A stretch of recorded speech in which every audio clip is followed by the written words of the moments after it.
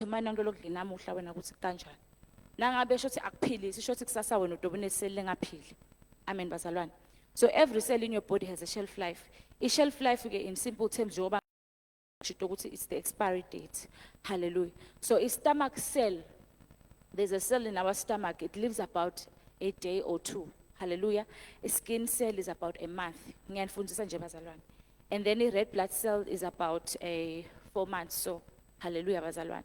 So meaning that umtimba wethu uhlale uya ubusy wakhe new cells each and every day. So kumqoka ukuthi wathi ukuthi njengoba kusasa nje ya expire I stomach cell yami namuhla ngidle kahle khona kusasa ne expire le khona ikhanze le clean ithathe yona. Nangabe udla timvo letingcolile itothatha letimvithi takho lotidlawo letingcolile I replay yakhe kona kusasa kusho kuyachubeka nje kwakheka I build up ye trash. Amen bazalwane. Hayi kabi bazalwane, but I'm trying to make this practical ukuthi vele kuba imvo lengcolile le yakhe kako kusasa. Hallelujah. Amen. And then so sengithi my healthy cells they are determined about how healthy is our diet. Hallelujah. Kuthi udla ini ngilolo determine ke lo ngama cells akho ukuthi ama cells akho naka healthy kusho ukuthi wena udla kahle. Hallelujah. So diet ke legcwele highly processed foods which are low on nutrients, doesn't give much to the body ukuthi process. Shothi umtimba wakho uvele nje usina ufika na udle letincamncam letimnanzi uvele uthi uyabuka uyaseshashesha kude longakanani vele yentelo lokuna lokukhona kanjalo iqhubekele phambili. Shothi kude longakanani lokuphila kolokudlile wena. Tothatha lokuncane nje ithi lokusho ukuthi kude longakanani lokuphila kwa. Hallelujah. I'm trying to ukuthi ngibambe isikhathi bazalwane. Hallelujah. And then kudla lokuhlobile ke bazalwane loku processwe kancane. Kudla loku processwe kancane lokudla lokukhanza ukuthi it's the ngathini sithi sini ka pharmacy imvuna uyitholile, it's the active pharmaceutical ingredient. So ngidothi spinach now usithola from the engatheni usithola sinjalo, uthola everything kude lokuprocessiwe usithola sinjalo. That's very healthy. Uvela wathatha ongwafaka emtimbeni. Hallelujah. So now uhamba ke uyothe ukwenda esitulo angithi nawe upheka nje nya inkukhu ndofaka tipayisi ufaka konke lokwana lokho vele ukuthi kube mnanzi. I-process wangithi khulisiwe nale nkukhu ijoviwe le ukuthi iphaphame. So nabaqalile bayifakile ama byproducts awu nawe udoubt na ufika uyipheka uthi nami ngifuna isitulo sakanokusho ufake amafutha kuze kubhali lapho uthi ya ngipheke kahle. Yebo upheke kahle but it's highly processed food. Amen. Kude longakanani lo ngumsoqo lokutoba healthy for your body. Hallelujah. Lokusho ukuthi ke lo mtimba wakho vele utawuthatha lama flavorings antsweni uchaza ukuthi colorful, flavored, sweetened, konke kungedwe yonke lemvu. But ke lo utawenda njani lo mtimba? Kuyastorisheka nje kuba iphile. As you grow up, khanze wena hawo. Mina nginegats. Ngayikhanza phi? Mina sengine high blood pressure. Ngayikhanza phi? Bakupakisha lungisela ukuthi kusasa kutosebenzisa kutowa emgodlagodleni ukuthi wena bosolo wentandako kubuye kuthi nabo. Hallelujah. Ngikhuluma nabantu labasha ke kakhulu ukuthi bazalwane asisinake intimbo lesitidlako. Dimnanzi yes, but do they help? They don't. Hallelujah. Amen. So there is one rule ke bazalwane lelithi the closer you eat to nature, the fewer calories it will take for you to feel satisfied. So now udla imvule in nature siyathi katheni bazalwane uNkulunkulu vele bekasidayile ukuthi sine sidla imifino nani ningangiphisa nabe niyaphisa but mina nje I believe that. Hallelujah. Kwaqala kwabulawa silwane nase baqosha bo Adam na Eva. Bangikhani ngesidla inyama but initially ngiko bo Daniel abathi bona ngicela ukuthi thina usinikete imifino nemandi. Nababona babahle bani besizanga sibabona but siyeva ukuthi ngemehlo engcobo siyababona ukuthi babahle. Bebadlala bathi jolojolo tasenkosini but babanjani. So namuhla ngidothi bazalwane let's go back to nature. Let us eat timvo letiqhamuke letidalwe uNkulunkulu letihlanyelwe ikakhulu. They are very healthy. Angeke ukubone enyalo but you are what you eat. Utangibuta. Mina I have been a vegetarian from nangifunda grade 7, from grade 7 if I'm not mistaken. Ngize ngaqala kudla inyama 2021 because bese kuvale itolo ngenxa yabo unrest. But that was where we started eating meat mina nasiswami. And skin sami prior to that was really good. My facial skin, I was bengide nganela ngaqala kudla inyama, ngaqala ngaba nema breakouts. Nga understand ukuthi sekwani lo. Sengiba nemathuthumba Ngiyabona mos. It was the things that I've started eating. Umtimba wami bosongakudayela timvo leto because bengayidli vele inyama ngidla strictly timvo leti nangizane leti ngumbhitfu angithi bazalwane leti ngumfino. Hallelujah. And ngidla nangabe maybe ngidla anything that has meat besidla only fish because if you like meat it's kakhulu timvo leti white meat not red meat. Yes, red meat is nice bazalwane but don't eat it too much. It will kill you. I'm not going to lie to you. I've studied this, I know. It will kill you if you udla kakhulu because red meat has a lot of purines. Now udla red meat it has a lot of purines. As you eat a lot of purines, they evoke uric acid. Uric acid yakhula ke emtimbeni. Idladlabula kwasana. Dova ngathi sekunetimbo letingathi tekuphathi sengathi kunetinyele esitikushayako iyakubhozo, inyuke. Mangale ukuthi hawu. Khona umuntu lomusha nje emneloko lo ngitshelile ukuthi yena so perfect gout. A very young man. Sebenza naye lendazi uthi ngeka umphathi mina hayibo so ne gout wena we are almost the same age but so nayo. Hallelujah. So bazalwane what you eat you will be what you eat. Hallelujah. Singakuthathela phansi but it is what it is. So the ratio ke bazalwane ithi ke also a high ratio of calories to nutrients and mixed taste kudla lokuningi lokugcwele tinanzi boshukela boswayi ma flavorings and all that they stimulate appetite engqondweni in the hypothalamus. So kudla lokumnanzi makes you ukuthi ukudle kakhulu. They stimulate this hypothalamus in the brain. Lokusho ukuthi utokudla kakhulu ungasuthi. Yabona nje icoke. Ngithatha icoke ngibeke la. Ngithatha emani ngibeke la. Ngithi nathi icoke udokhanda uqedile lelangizane lecoke le. But emandu donatha kancane ayi sengiphafa mahlaba. Kodwa ngikulokho healthy lamandi. Lokusho ukuthi what is not healthy stimulates appetite. Lengqondo itshela ukuthi ayikasuthi. Hence in the brain kuvuleka lesikhala it stimulates appetite. Wena uva lokuthi usuthi but uyaqhubeka uthatha but as uqhubeka uthatha kukhule ama calories. As akhule ama calories there's poison in your body. Hallelujah. So as phindze futhi nangithi ngalana na uthatha kudla lokunjena ku evoca hypothalamus ukuthi ibe ngathi akasuthi kanjalo futhi na udla timvo leti healthy you don't need much udla nje bona they don't really evoke a lot in the brain. So as udla imibhidvo udla amagusha udla tipinachi usheshe ngathini they don't stimulate the hypothalamus so usheshe usuthe kiko ngeke ngikuwatholela ama calories la khona kulama veg nawo akhona. But because gu healthy, it doesn't stimulate much. Kude ma flavorings, ma colorings la ngakanani la ngetiwe. So that is why utova udlum before udle nje just simple engaka so suthi. Kude lokungana lokho evokekako lapha hypothalamus because it's healthy. Hallelujah. So ke nami ngidothi namhla bazalwane let us eat healthy. Sidleni healthy, sibamvula abasha. Sidle imifino. Let us go back to nature.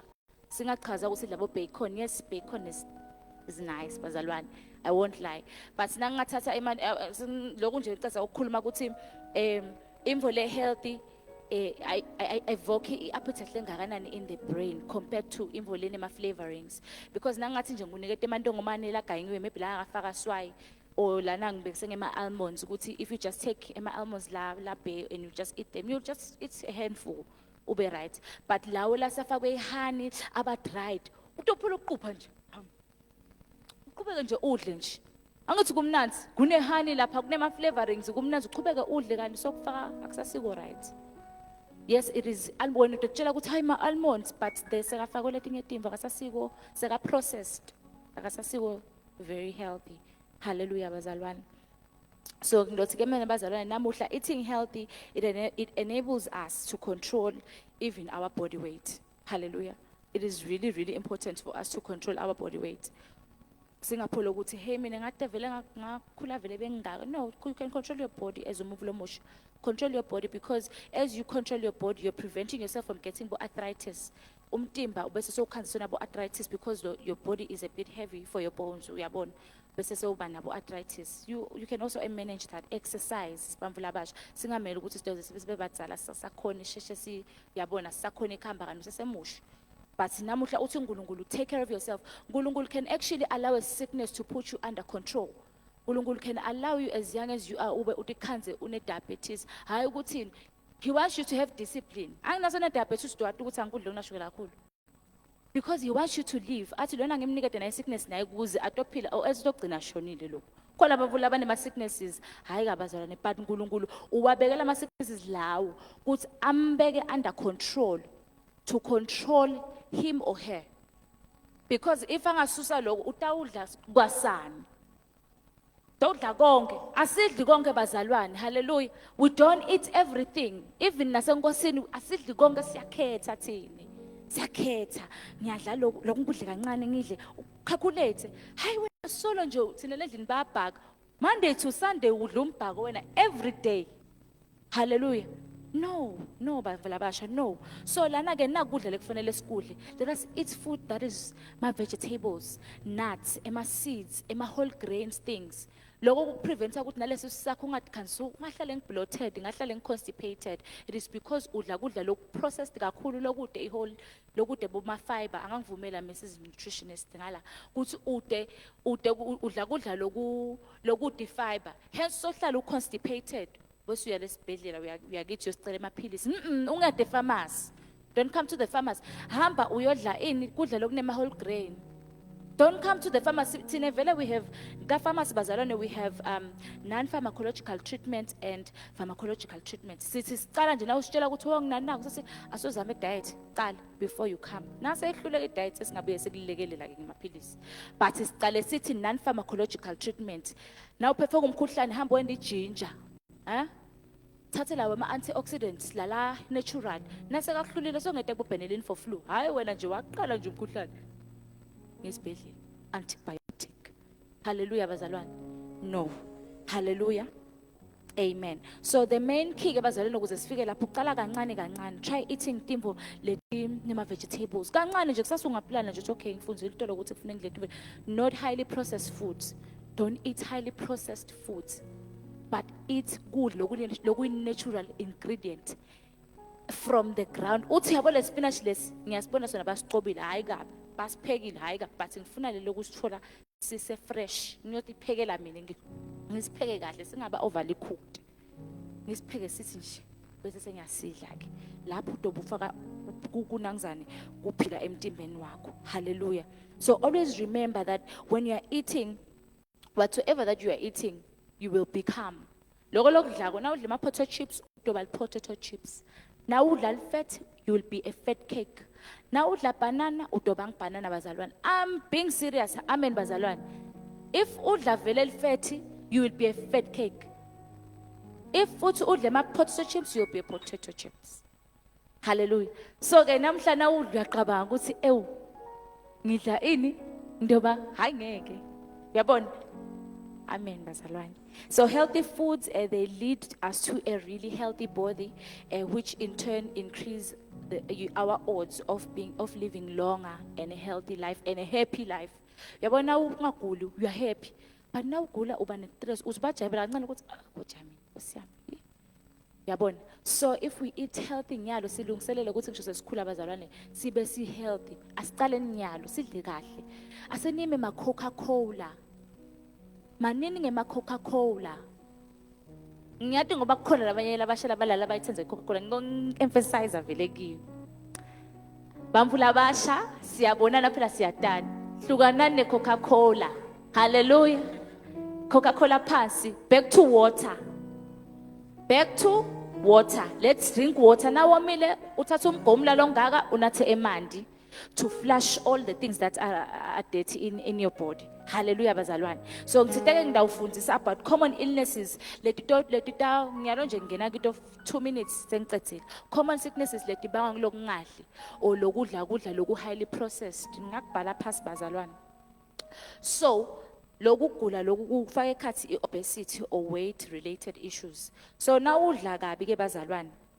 Ukhanza so overly weight umakale ukuthi kanjani. Nami nje ngidibonile ukuthi kusahlala kamanzini bengincama. Nyalo ngathi nantibuka ngathi hayi ngathi sengigedengedeka khona lo lengikwenda kabi. Kufanele ukuthi ngibuyele ngidle kahle. Amen bazalwane. Ungachaza ukuthi bathi wena ukhuluphele. Kulula ukuthi ukhuluphale but kukhona ukuthi uphindze futhi wehle. Angithi niyathi. Amen.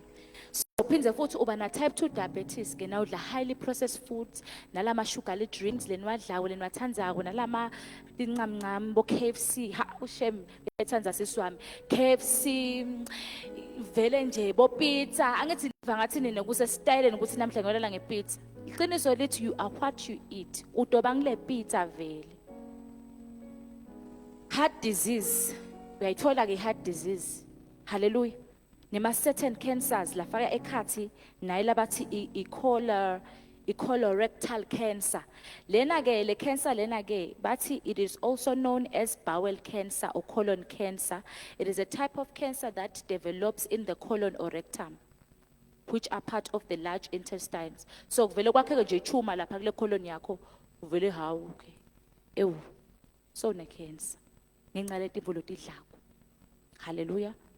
Certain nema digestive problems kuthi wahlala constipated labanye banema ulcers ama ulcers kuyende kwathole ukuthi awudli uyaphutha kudla so the body produces a lot of acid as itshela ukuthi kunekudla la nayifika ikhanze kude kudla si empty ishayela ama walls of the stomach because kude lutho kwakheke masos na udla kudla lokunengi futhi udla khanze udla sugary things kwakheka le acid ibe iningi ngiteke nalela swini letaku nayifika ishaya the walls of the stomach khanze sona ama ulcers so constipated so hlala bloated awutata uthi it's the things that you are eating. Go back ubuka ukuthi udlani before you say you are sick. Hallelujah. Amen. Lokunye i-gout longaba nayo lokunye i-liver disease. I-gout ke bazalwane ngithanda ukufundisa ngayo. It is caused by high level of uric acid njengoba bengishito ukuthi ke as the uric acid iba produce la mtimbeni yakho angithi iqhamuka kuni kuma kudla loku ngathini red meat. Yes, I would say red meat nema lokunye kudla lokunatha lokugcwala maybe because kunabo caffeine and all of those things nema organ meat ibinzi thanza mina tibinzi yes uyathanza tibinzi titabangela igout na utidla kakhulu hallelujah. Phindze futhi nema seafoods lafa ekhathi batsilana ke manangzane ma mussels and high purines oh yo yes ne okay tshwala bazalwana ngeke ngize ngikhulume ngabo utshwala asibinathi sinela sondleni so nje ngiyabeka eqeleni so ke so ngabamba nje for bamfume ebhidi ihlobo ukuthi ubatshese yena thatshwala utoba negout ngoba abantu nebaqedza kunatha tshwala bese bayodla inyama vele bayayieda vele sesingabatshela ke bazalwana ngoba thina sombeni siyafunza so kudla ke lokutosita ukuthi sibebede igout kudla loku low fat dairy products la ngasita because they are lower in uric acid, fruits and vegetables, legumes, whole grain, emandi. Yabona mos, emanda khona la kule diet. Kuneng bazalwane, kuneng, this is it could be a really long presentation.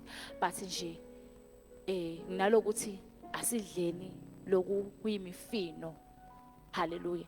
Sidoba bahle njengabo Daniela. Sihlukane nekudla kwenkosi.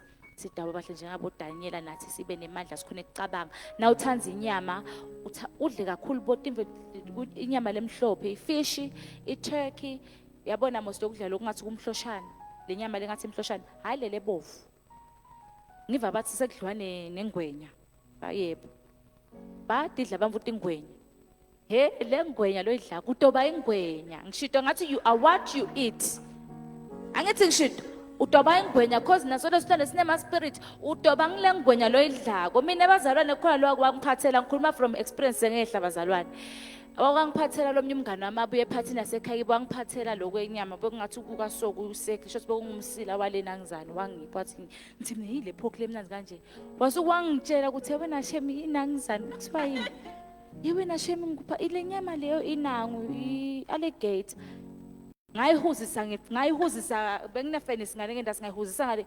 ngatobhutha tingwenya tingentani so amen bazalwane so angathi ukuthi laqhamuka phela liphupho but ngabhutha kabi because in the Bible we do have things that we have to eat uNkulunkulu wasibalela tikhona in the Bible timvele futhi inyama lekufanele sidle nenyama lengafanele sidle but sine sivele sithi hawu siyakhona you are what you eat ngashengo siphusisi amen.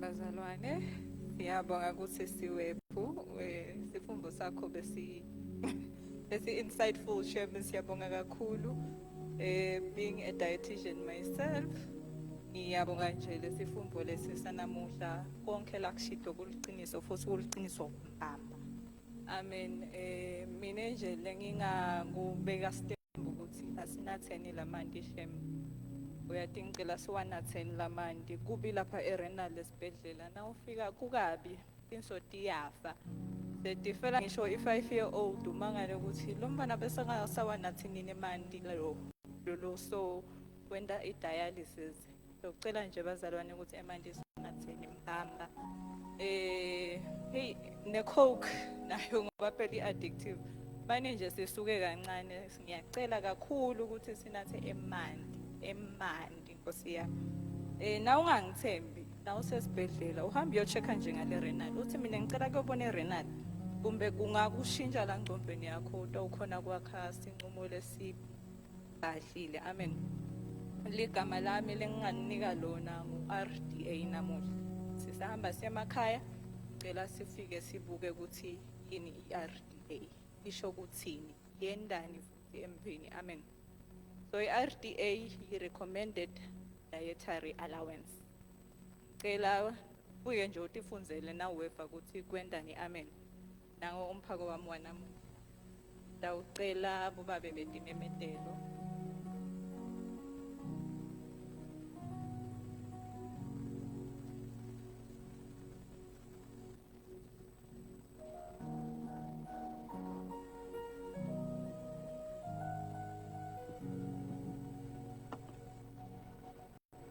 Siyabingelela bazalwane bonke sihlwe egameni lika Jesu sidodlulisa imemedelo ke cela ke silalele athitho letinze kakhulu kodwa dibalulekile ngicela kuqala ngeweekly schedule yethu ngemcibelo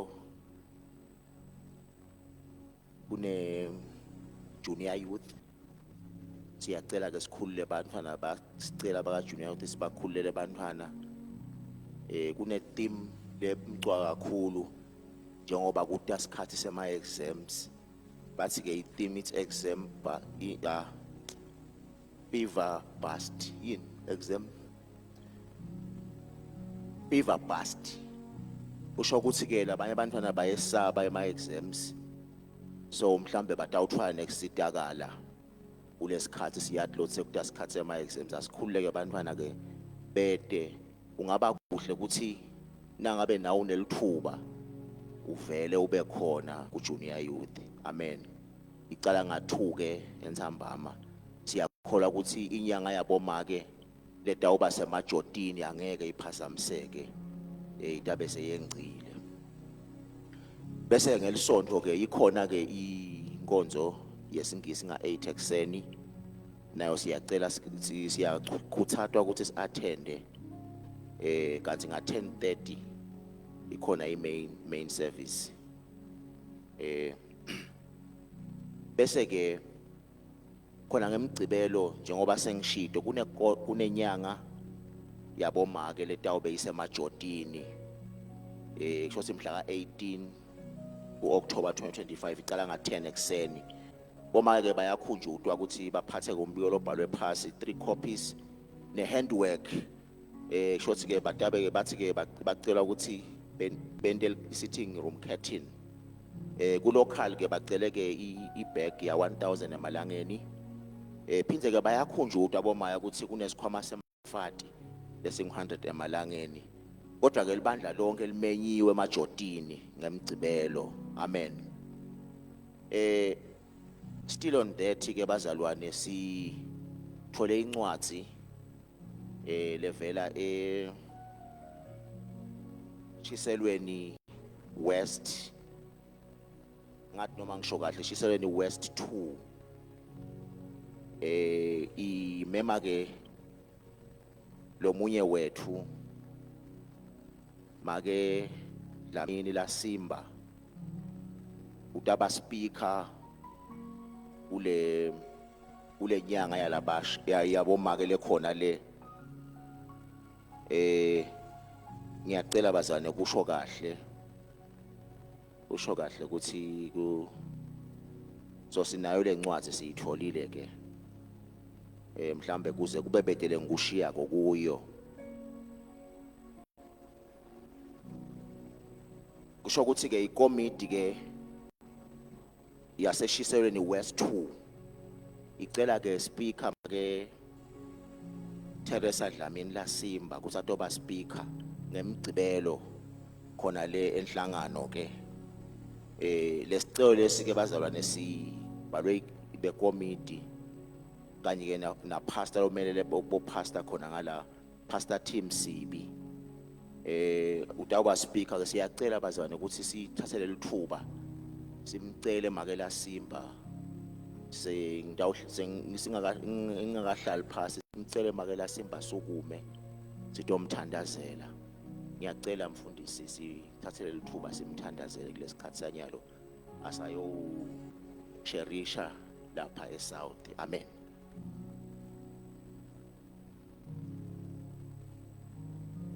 Babe wethu longcwele siyasonzela kuwe Nkosi simana ke Dlamini asaya Nkosi uyawukhuluma live lakho akhuthade umsebenzi lo wentiwa bomake eshiselweni siyathandaza egameni lika Jesu sandla sakho uNkulunkulu sibe seti kwakhe umgcina philile umnike amandla kwembule live lakho kuye ngegama lika Jesu Kristu amen.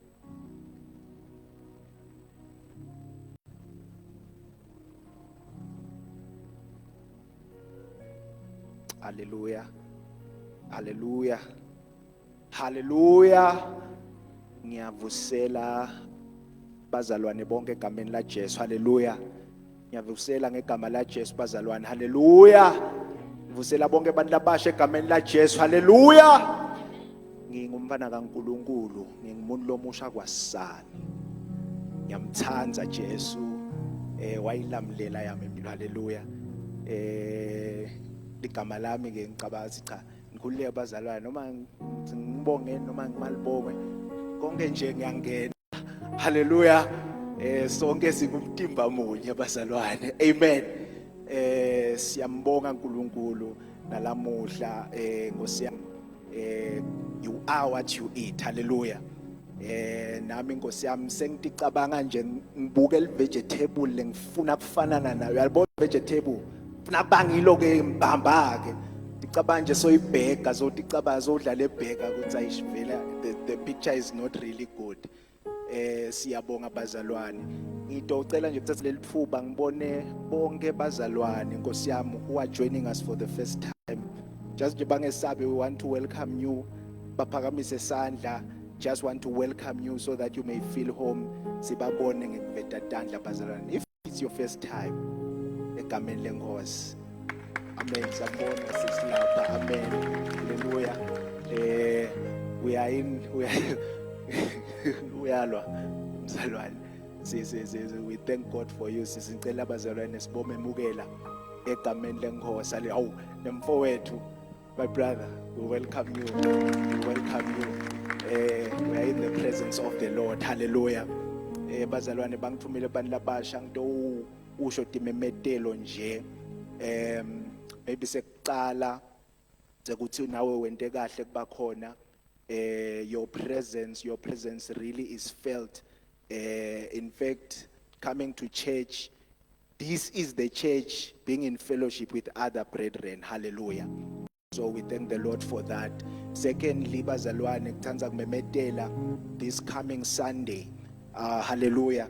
This coming Sunday we have an amazing service yebantu labasha kutongena the 8 a.m. service kungena 10:30 a.m. service so besolo nathi sishukuma bese we come out kuleya nga 1 ke hallelujah. We have an amazing service at combined third week like no other hallelujah. We will be having other local churches which will be joining us. We will have I think this dome will be full We will have the local churches from all around. So sithandza kukhuthata na ungasali, it will be more than ukuthi kunebantu lesingatayeli kuba nabo. I can tell you it will be just a service in the presence of the Lord. Hallelujah. So siyakuthata nje bantu labasha, may we be ready that whole Sunday is sold out vele ukuthi siyoze siphume nsambama. Amen. And then ngikhiphe isimemetelo lesinye ukuthi next week at Thursday, the service for our Thursday next week is themed Izimele. Hallelujah. Izimele. So you can anticipate the type of service which will be there. Hallelujah. Don't showcase and just celebrating our youthfulness in the presence of God. Hallelujah. Celebrate at insizwa nswi. Insizwa nswi. Angati ke labanye noma angati kuhamba nje abanye nginaka nakwami insizwa nswi begcwele. Hallelujah. So please do invite and be ready. Set your black and white. Mina nje lokuyela umuntu okuboleka vele ngide kahle noma ngiyakuthenga ngifuna kuthenga lizaza. I want to showcase my youthfulness in that service. Hallelujah. So be ready bazalwane. Na keyboard nje ngiyabona because black and white. That service will be just amazing. Hallelujah. So bazalwane, we invite egameni lenkosi ngicela MC ede ngaphambili. Haleluya bazalwane. Ngicela sihlabele ingoma lepholile. Simukele incebo yenkosi. Amen.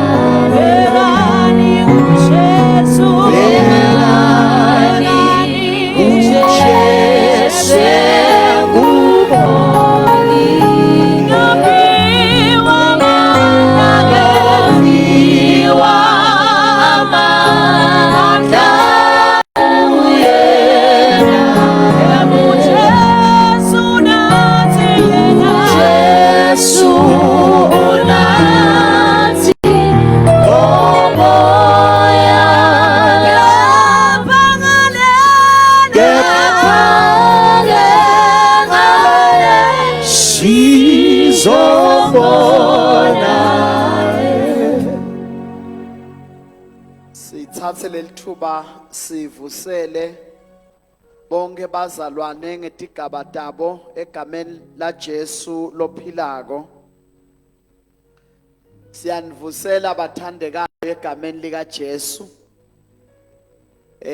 Siyabonga kakhulu ukuthi sesikhona ebukhoneni bakhe uNkulunkulu. Nami bazalwane ngisinzisiwe, ngiyamthanda Jesu lo wayisida impilo yami ngisesikolweni.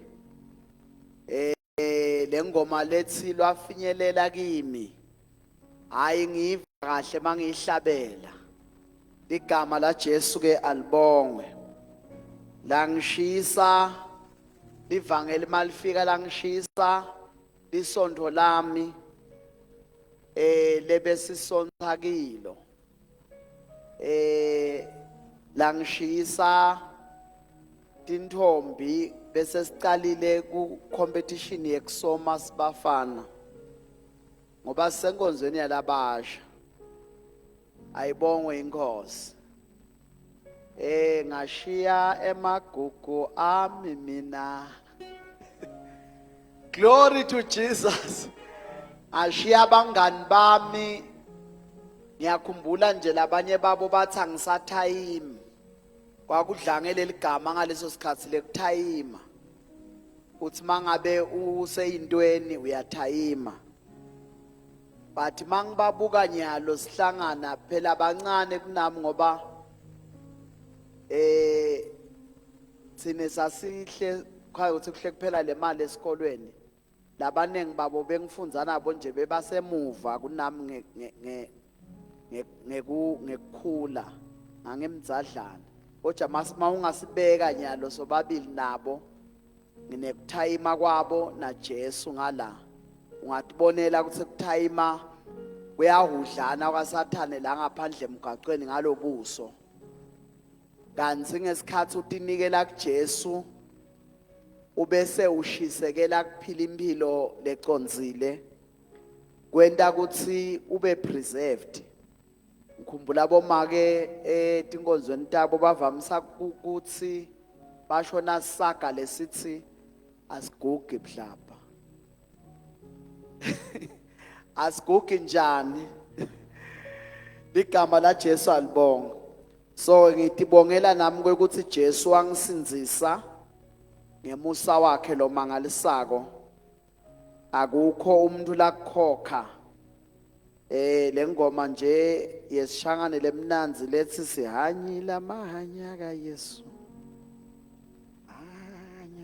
hanya Jesus hayi ngiyayiva phela lelivangeli leli. Glory to Jesus.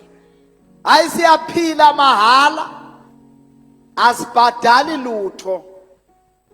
Masisese primary bebasihlabelisa ingoma bengifunze emishane ingoma lethi akathengwa ngegolide akathengwa nangemali. Glory to Jesus. Ake siphinze bazalwane simshayele tandla ulankosi kakhulu. Well done sisi. Siyabonga uyathe endlini yaNkulunkulu kuhle ngaloko. Laba labangethi nje la endlini yaNkulunkulu badla konke lengaphandle. Nami nje ngifundzile la Nkosi ngoba umuntu abe saphinza ayekayekela idiscipline lenhle lebekayitholile la endleleni sisahamba. Kodwa kukhona lengakubamba solo ngabambelela lapho kusho ukuthi nyalo nje kufuna ngigede ngakunye uze kulunge.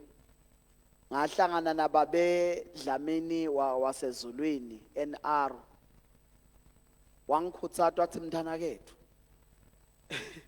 hlukana la shukela mntana kethu ngabe sengiyabuka litiya lelite shukela litawunatheka ngacala kancane hawu lelitiya limnanzi nginatha lona nyala ngithela nabo shukela mangithele shukela ngivanga ngathi akutaste kahle. So ngifundzile nyalo nje kufuna ngibeke litshe lesibili nelesithathu ngwabeka bekabe manenge sengisho kuletinto lobo ibala la kubalulekile uyathi ukuthi uNkulunkulu sonke unenhloso lenhle ngetimpilo tethu unenhloso futhi ukuthi simbambise ku Great Commission but kuyenteka bese sifa kungakafika isikhathi akakuvimbi ke uNkulunkulu kufa kwemuntu ngekuthi sengisho masenta budlapha njengoba sesifundisiwe naye uva buhlungu nje asibuke sifa kodwa kude la ngakwenta waNkulunkulu ngoba sinengane.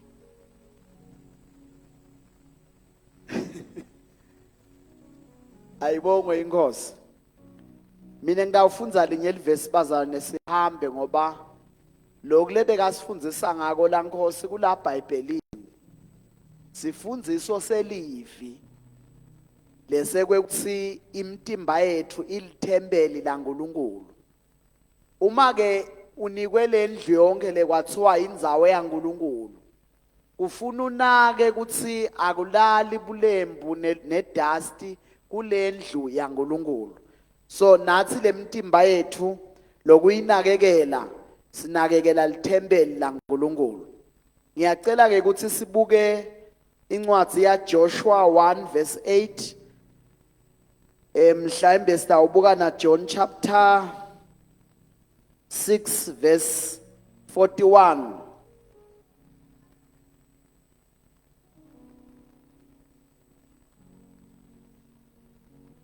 siphindze lo mnyabuke John yena lo John 6 verse 35 shothi singafunda lo 35 nalo 41 kuphela sikubuthise ndzawonye kafishane. Joshua chapter 1 verse 8.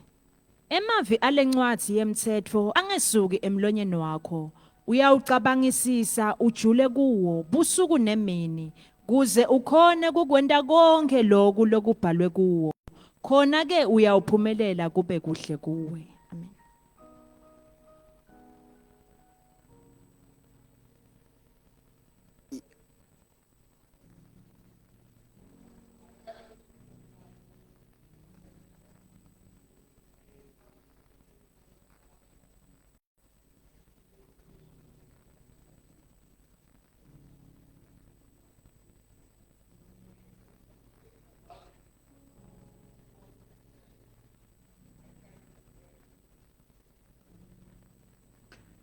Umuhle uNkulunkulu wethu sikuyendzawo njengosi site kuwe.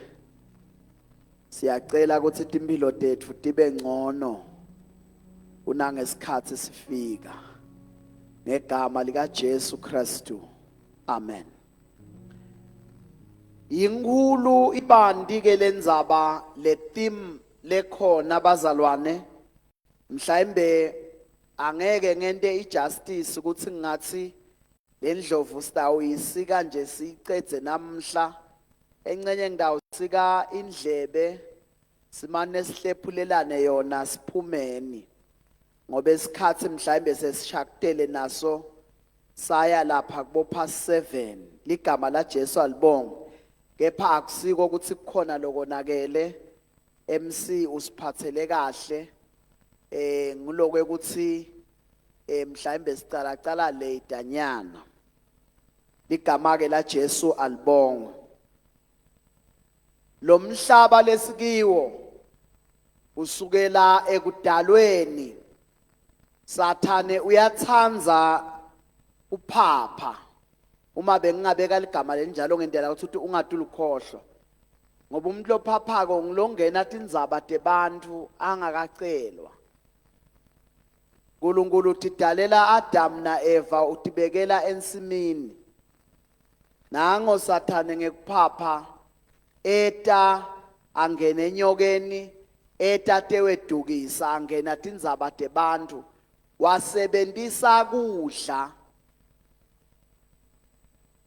Kusho ukuthi into lengiyona inemandla la empilweni yemuntu ngema appetites.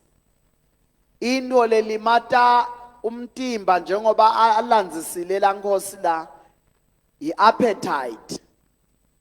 Into futhi le bambela abaningi ngathi abakulukunyana kuphenduka ngema appetites. Lahlukene ligama la Jesu alibonga. Ngalamanye amagama Sathane uyathanza uletha ema-adverts akhe aletha fake food athi kahle ukuthi la khangisa ngako ngihleli lapha phasi ngiyacabanga nje asa presenter la Nkosi ngithi hey uyabona waSathane kwayibamba le method kudla lokubulalako kumnanzi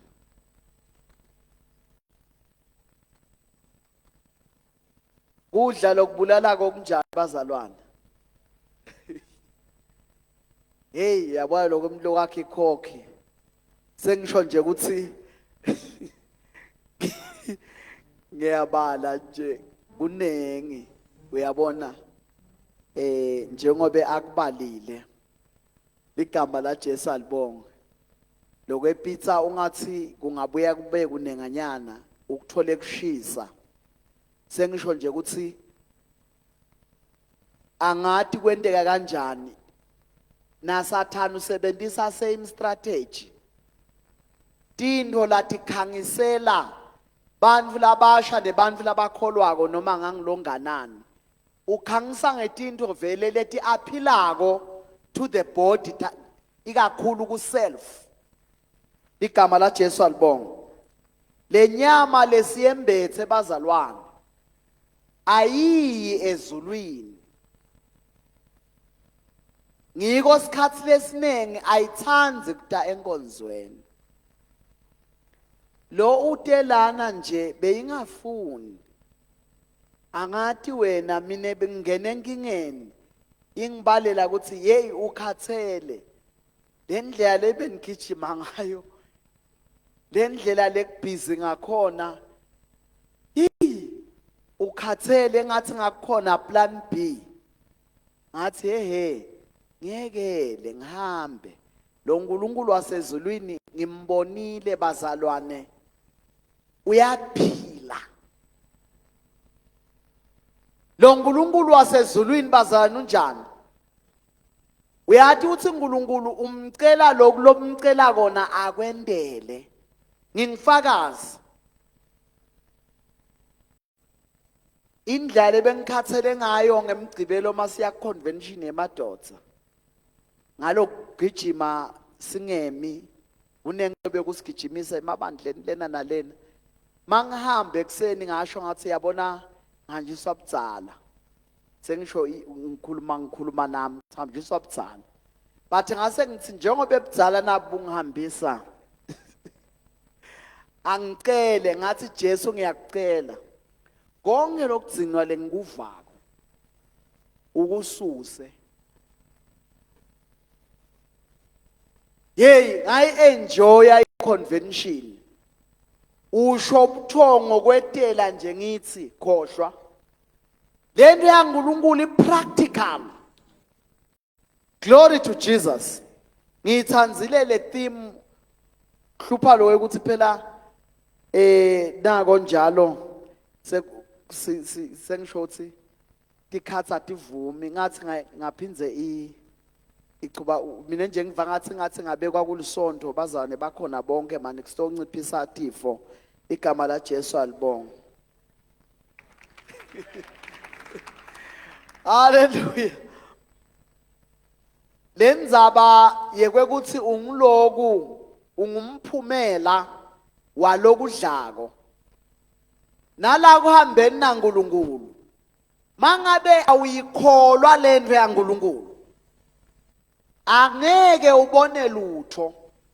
Kusho ukuthi usuke udla idoubt. uNkulunkulu ufuna umkholwe etintweni letincane. Ngiyabekisa ngaloko ngitibeke embili bazalwane ngako.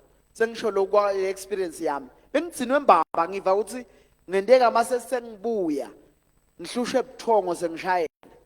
Bathi ngase ngiyacela ngithi baba ngicela ukuthi ukuthathe konke kugcinwa.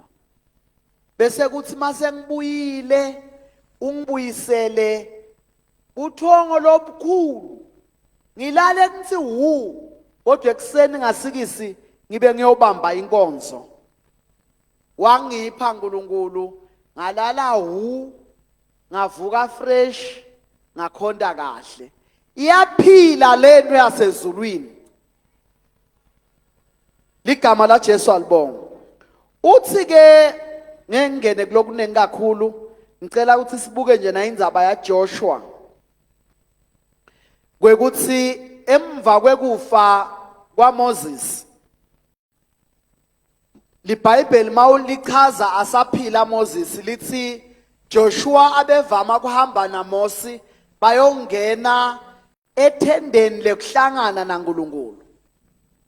And Joshua wayifunza lendlela yaMosi ekuhamba naNkulunkulu.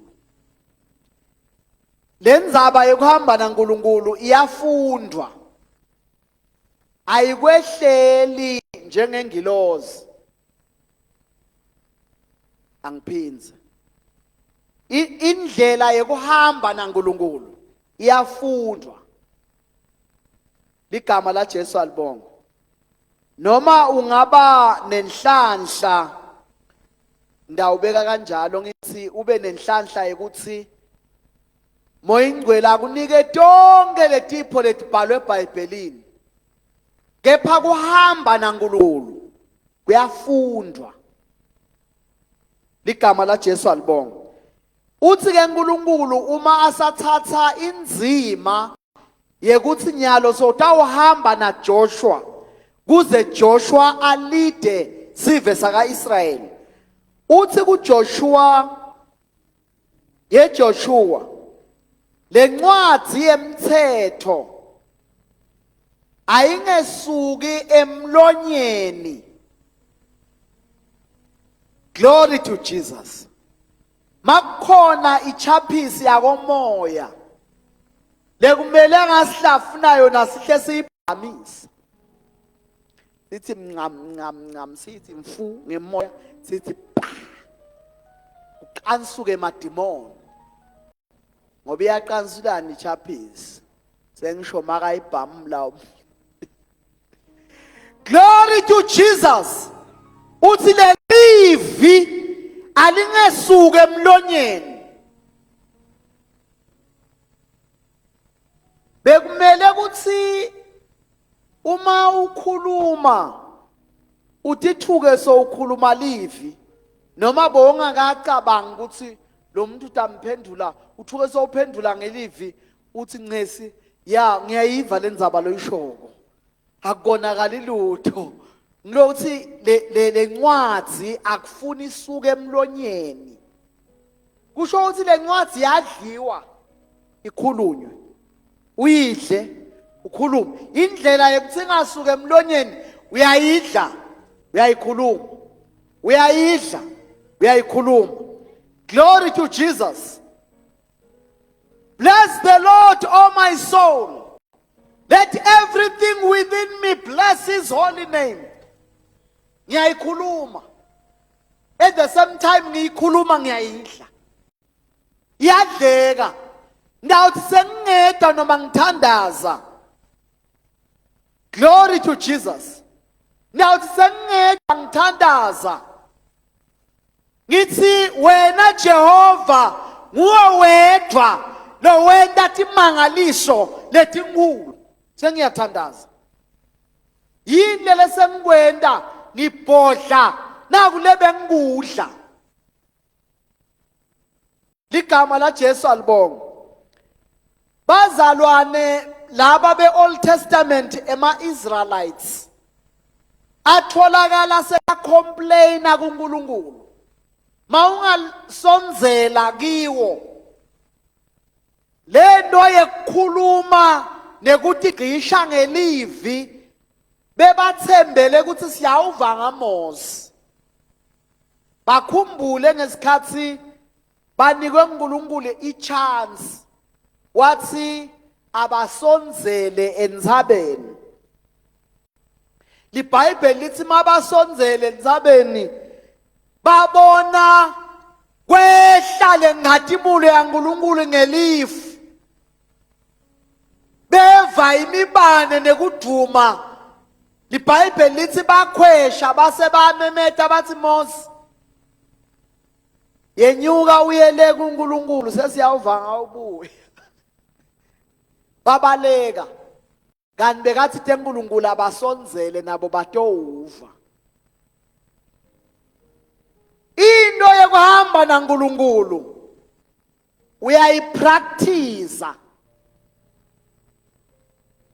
Ligama la Jesu alibonga. Uthatha lo lokubhaliwe ukwende ukukholwe ukubone kwendeka wenyukele kulesinye stepis. Ligama la Jesu alibonga.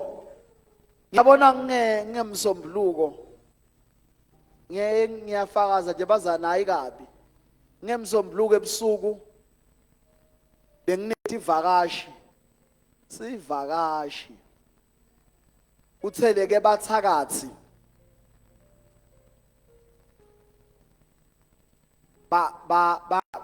Betakabi.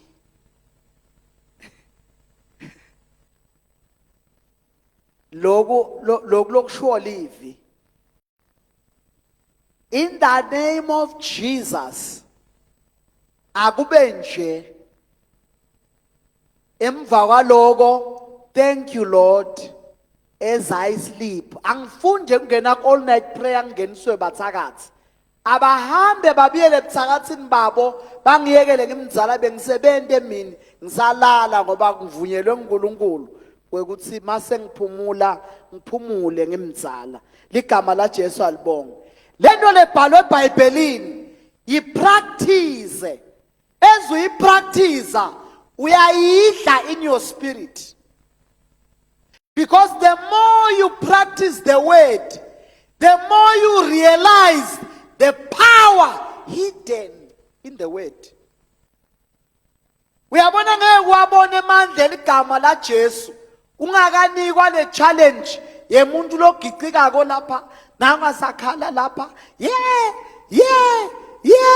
bese siyacela ukuthi awu buyani khanyile nimbone ligama la Jesu alibonge ngikhani ngimvuselelo nje ngihambe nani khanyile masifika le tendeni bonke abantu labane madimoni angibathinzi kade solo ngithalazela abantu bemadimoni angifuni lokutibeka embili bekunene kufuna wonke umuntu longumzalwane enjoy the privilege esinikwe uNkulunkulu noma ngasibita sadzewethu noma sibita make ngaphambili athi an opportunity has been given to me. When I demon in the name of Jesus nyamalala kuvela uthi nyanya siqhubeke nemsebenzi no struggle lento ila kuwe ukuthi lento lesho live utigqishe ngayo bese uyayipractice kuze ito manifesta ligama la Jesu alibonga. Livi la uNkulunkulu mawulifunza ungalendi alisho lutho. Kunebantu labangema theologians esigabeni sekuthi sebakubo professor kusho ukuthi lama PhD semanengi labo dokotela sebanengi baze bathi hayi sengiprofessor. But mangabe angalikholwa mangabe angalendi akaliboni ukuthi lihluke ngani etincwadzini letibhalwe ngilabanye uyibona incwadi yenkolo but sinesibona kungemavi laphilako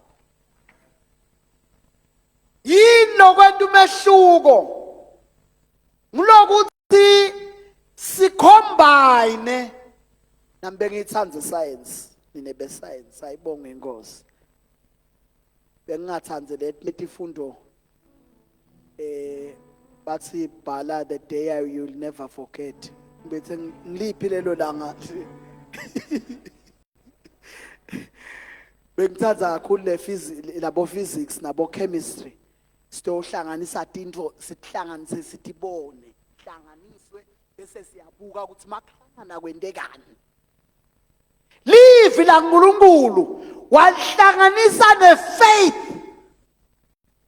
kufana nekuthi ngupetrol utihlalele wena ngale faith yalayita kumangale bantu ukuthi una seyini lenshalendekile kanti wena ucombine ngikho iBhayibheli athi uNkulunkulu umuntu lode ekukholwa ngijabule ngaye ngoba lento yami lenemandla ngeke ibonakale. The more utigqisha ngale livi the more nemthandazo wakho uba ngumthandazo lo guided by the word. Ayibongwe inkosi ngalamanye amagama uthi mawuthandaza uthandaze with authority la ngaphandle kudekiwe nyalo sinenkinga lenkulu phinde sibe ne opportunity lenkulu ye social platform lapha ke tibekiwe nasathane unje akakhangisi ngumhlolo la uphatheka kabi khona ngalesikhathi uthi ubuka lokubukako bese pop in lokunye ngema advert but lokunye kwa Satan udistract ingqondo njengemuntu lomusha sesithandaza uma ungeke utilimite utidiscipline lapha ku social platform you will get lost and become religious.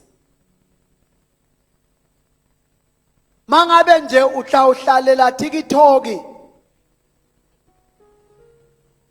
uvule ni video emva kwalena uvule lena emva kwalena uvule lena emva kwalena uhleke ujabule. Sathane ngiclever ngalesikhathi abona ukuthi kukhona la sakukhangisele kona kukubambile akakuhlaseli ngalamadimoni kakhulu ngoba utawuthuka bese uyakhumbula wenda ngathi kukahle konke kuhamba nje kahle wehle uyabona unyomla lesikhuni lapha emlilweni asiyekele angasithele manje sitipholele kahle uzuphele umlilo so kufuna ukuthi lama social platforms siyabonga kakhulu nje i-team ishayele ntandla la khaya bazalwane kutholakele ubufakazi phela ukuthi kunemzalwane lole esidwashini kulaba baka Jehova lothi uyafisa kudalana letinkonzo latibona ku Facebook tiyamsida kusho ukuthi kukhona lesingakwenda lokupositive sikwende khona la kule platform lana Sathane naye adeka akhe ematafula sine kwethu ukuthi gadza ukuthi singabi carried away ngalokutawulimata umuntu wangekhathi lo muntu wangekhathi ufana nelicanza licanza mawuphethe nje macanza noma kusebasini angeke waphathe macanza njengama uphethe lisaka le rice kuthi noma umuntu uyakushayisa noma ulishayisisa kule moto noma kule khumbulo togibela kunankinga emacanza umane kufune ukuthi mangamane bashayise mina emacanza ngala mangamane bashayise mina macanza ami kufuna afike ekhaya aphelele lo muntu wangekhathi wangamgadzi uyaphihlika njengelicanza ubese uba religious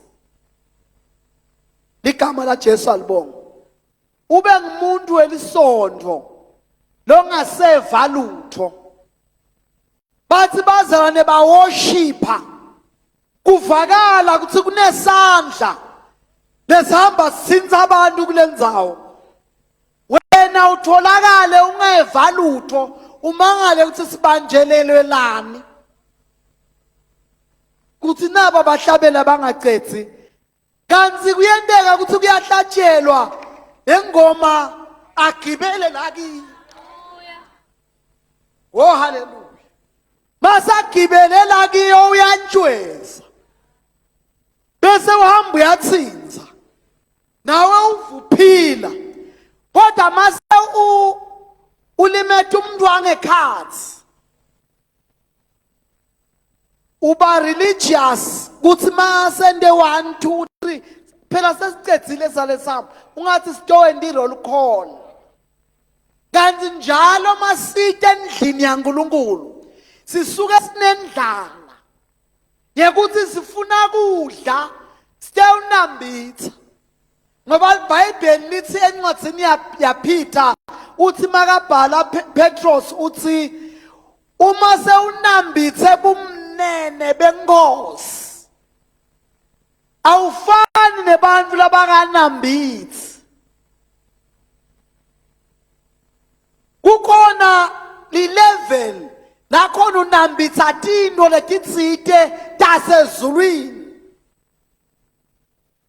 ngiyabona lo mhlabeleli abenambithelo lo kwasezulwini makade uthi angifuni ukuhlala la ngifuna ukuphakanyiswa mina angifuni siyathandaza ukuhlala la mina ngifuna ukuphakanyiswa singema ngetinyawo utasithandazela sikwini angifuni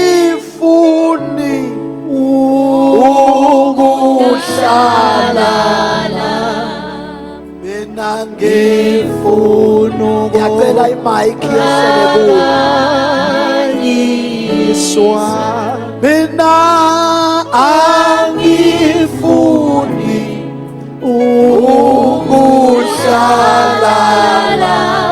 mina ngifuna ukuphakanyiswa mina angifuni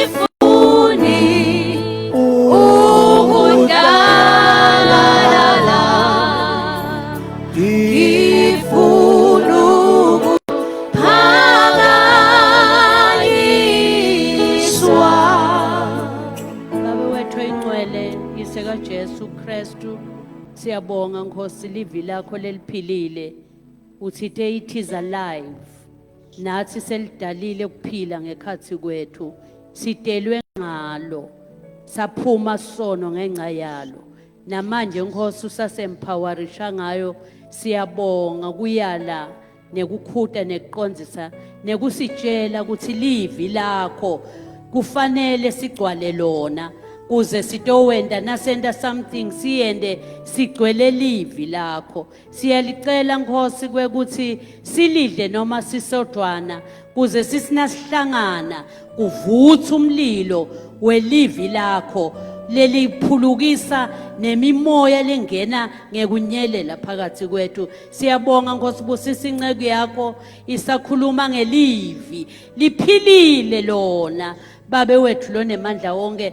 sibonga kusiphilisa ngalo babe wethu lo ingcwele sesiphuma siyabonga Nkosi besitele lona ngoba lona sililambele kulesikhathi samanje baba wethu nemandla onke siyakhanuka livi lakho ligcwale ngekhathi kwethu kuze sihambe sisezwini sikhulume sikilo noma siyalala kube ngilo lelibusako lo uthite linkemba kamoya ngaphandle kwalo umoya ingcwele uyeswela uthi usilwela ngani siyathoba ngaphansi kwalelivi Nkosi kuthi livi lakho babethu nemandla onke kumele lihlale ligcile ngaphakathi kwethu lingesuke emlonyeni wethu silikhulume siliphile ngegama lika Jesu Kristu waseNazaretha amen.